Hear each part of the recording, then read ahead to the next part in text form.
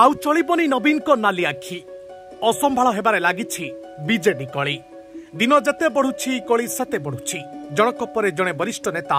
बर्षुछंती, विस्फोरण करुछंती। विस्फोरण रे टळमळ हेउछि शंख भवन। भूसुड़ी पड़िबनी तो दल।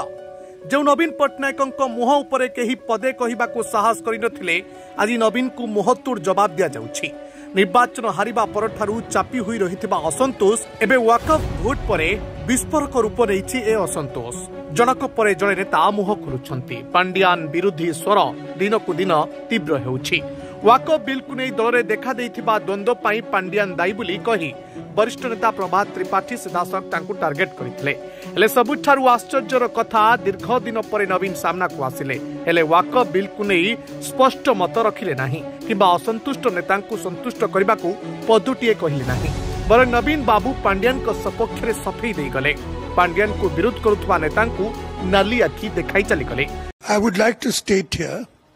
that I disapprove of any quite large meetings in hotels or held by party members. They have the party office, Sankho Bhavan, which is a large building where they've been told they should hold their meetings, and they should do so. I also want to state here quite clearly that Shri Prabhat Tripathi, ex-MLA, was expelled from the Biju Janata Dal some years ago because he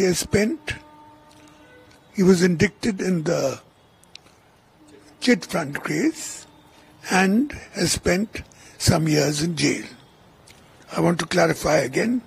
that he doesn't belong to the party. I also want to state quite clearly that Shri Karthikeyan Pandyan in the past has done a lot of good work, not only for the state, but for the party. So he shouldn't be criticized or blamed for anything. And also, he left the party more than 10 months ago and is not involved in any of the party's work. Thank you. बर्तमान से कथा तो जदि debate करिया तो से तो बहुत कथा हबो। बर्तमान ओडिशा लोके से केस रे कोन हमर हबन हबो से भिन्न दिग। बर्तमान ओडिशा लोके आउ चिटफंड केस रो गोटे दिगे रहचंती। हमकु जो कहितलो सरकार पर सरकार हमकु हमर क्षतिटा दियो। जो कर्पस फंड 300 कोटी आइतला सेतरु किछि टंका प्रीवियस गवर्नमेंट करिछि। ए गवर्नमेंट मध्ये एबे कहिछते मुख्यमंत्री जे हमें जो माने क्षतिग्रस्त घोषणा कमिशन रिपोर्ट उपरे जो लिस्ट आसी आम से अनुसार स्वीकार करी विजु जनता दल को शक्तिशाली करने आग्रही, किंतु कौन सी बाह्य शक्ति को आम प्रश्रय दबू ना। ये शशि बेहरा स्टेटमेंट रिपोर्टिंग टा मु गोटे प्रिंट मीडिया आज कौटी पढ़ी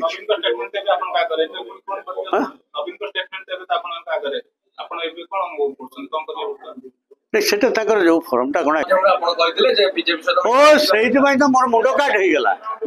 से तो मु उठैनी सुनंतु बीजेडी 14 मसिया परे राज्यसभा भोट पर्यंत केते छेप चाटी मु कहितली ओटीवी को गोटे इंटरव्यू देकी जे से पचारुची ये पचारुची ओटीवी रा एंकर जे आपण आज तो सारा भारत वर्ष ऑरेंज हे गेला, आपन तो ये ग्रीन ने रहिले कौन हम मुगल लाई कौन हम सी ऑरेंज हे आम ये ग्रीन ने रही ना नहीं आउ एनी फर्दर मुगल लाई फर्दर किसी ना फर्दर ये पारे इश्यू बेस्ड सपोर्ट आम दे पारू that our party will decide. कहले issue based what are the issue बोले Polavaram is a burning issue से थाए 14 से कथा मुझे कौन पॉलिटिकल कोलाबोरेशन हम बीजेपी आमर से समय मुझे कही नी मु ओडिशार गोटे रिजनल पार्टी जहाँ ऑर्बिट ऑफ ऑपरेशन ताकू फास्टर करने पोलाभरम वाज इश्यू आउ गोटे कौन कोटिया प्रसंग थिला से भी थी library OTV is an adult I am an adult man पुओ तार दृष्टिकोण से दल रे सी जहाँ कर हिज फ्री टू डू एमती कौन ओडिशा रे हैनी दामराउ थाई बीजेपी पार्टी रे ताको पुओ जाइए बीजेडी जीतिनी एवं गोटाए घरे 2 जन रही एपटे दुआर मुहर दाम्बू बसिले सेपटे पुओ बसिला सेमती किसी ना आम सीनियर लीडर चाहिए जानापी से मत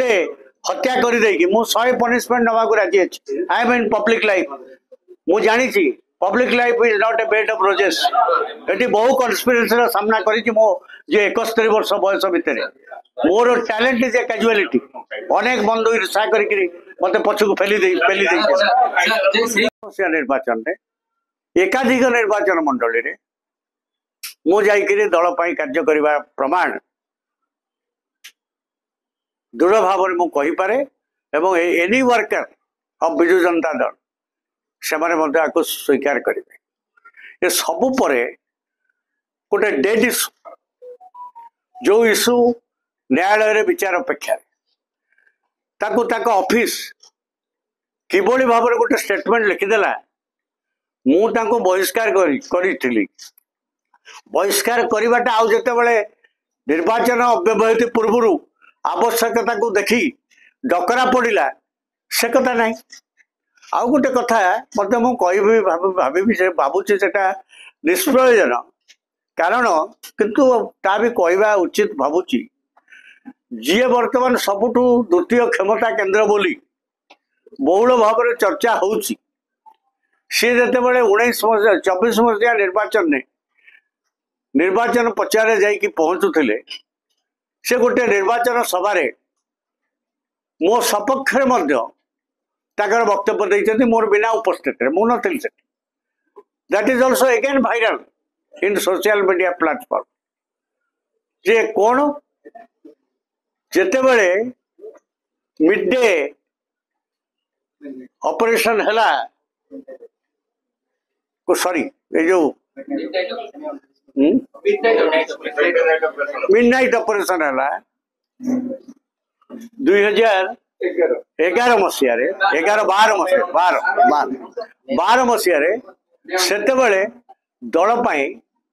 योगदान कौन थिला गोटे हम्बल साधारण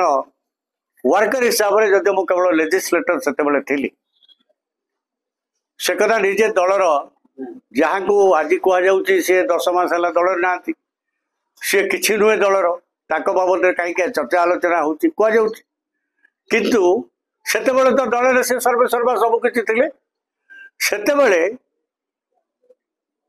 2012 मसीहार जो मिडनाइट ऑपरेशन संपर्क में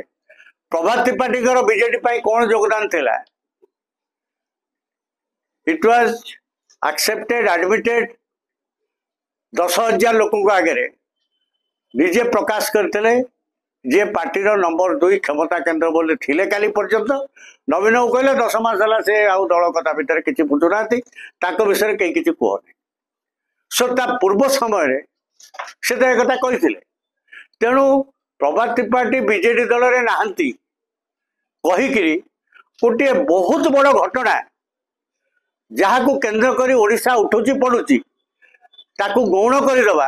केते दूर युक्तियुक्त आपण मैंने विचार कर इश्यूटा कौन इश्यूटा जो माइनर आपण मानकर वाकअप अमेंडमेंट बिल आसिक पहुंचला भोटिंग राज्यसभा से बिजु जनता दलर